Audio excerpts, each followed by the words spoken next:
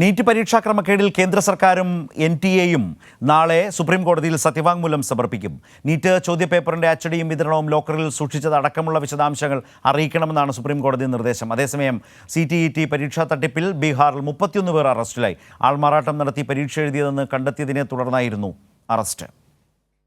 NEET UG പരീക്ഷ അട്ടിമറിയിൽ കേന്ദ്രത്തിനും NTA-ക്കുമെതിരെ supreme കോടതി രൂക്ഷ വിമർശനം നടത്തിയതിനു പിന്നാലെയാണ് ദേശീയ പരീക്ഷാ ഏജൻസി നടത്തുന്ന CTET പരീക്ഷയിലും വ്യാപക തട്ടിപ്പുകൾ നടന്നെന്ന വാർത്ത പുറത്തുവന്നത്.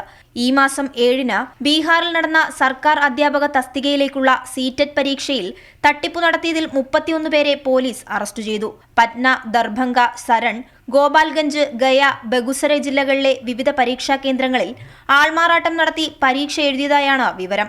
ബീഹാറിലെ 16 ജില്ലകളിലാണ് പരീക്ഷ നടന്നത്.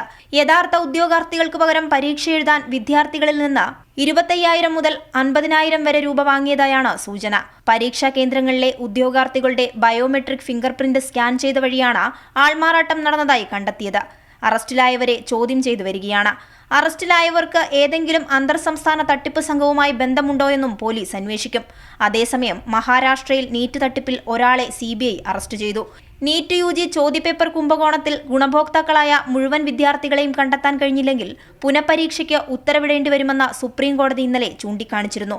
കുംഭകോണവുമായി ബന്ധപ്പെട്ട എല്ലാ രേഖകളും ദേശീയ പരീക്ഷാ ഏജൻസി ഹാജരാക്കണമെന്നും അന്വേഷണ പുരോഗതി വ്യക്തമാക്കുന്ന തൽസ്ഥിതി റിപ്പോർട്ട് സമർപ്പിക്കാനും കോടതി ഉത്തരവിട്ടു. എന്നാൽ നീറ്റിൽ അന്വേഷണം പുരോഗമിക്കുമ്പോഴും വിവിധ പരീക്ഷകളിലെ തട്ടിപ്പുകൾ പുറത്തുവരുന്നതോടെ പരീക്ഷാ നടത്തിപ്പിലെ കേന്ദ്ര സർക്കാരിന്റെ സുതാര്യതയാണ് ചോദ്യം ചെയ്യപ്പെടുന്നത്. കൈരളി ന്യൂസ്, ദില്ലി.